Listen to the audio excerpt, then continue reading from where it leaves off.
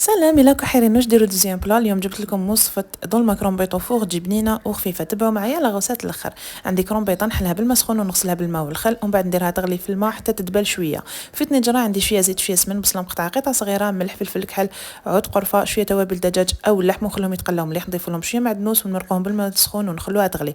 لافورس عندي شويه لحم، شويه معدنوس مقطع، شويه بصل مقطع كمشه روز، وعندي مغرفه صغيره سمن، وخبز مشمخ ولا شابلور، ملح، قرفه وفلفل كحل.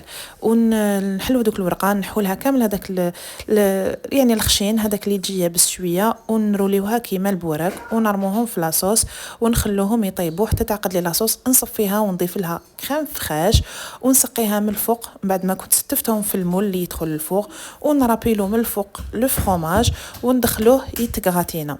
يعني صدقوني رايحه تجي بزاف بنينه، ان شاء الله تجربوها وتنال الاعجاب تاعكم.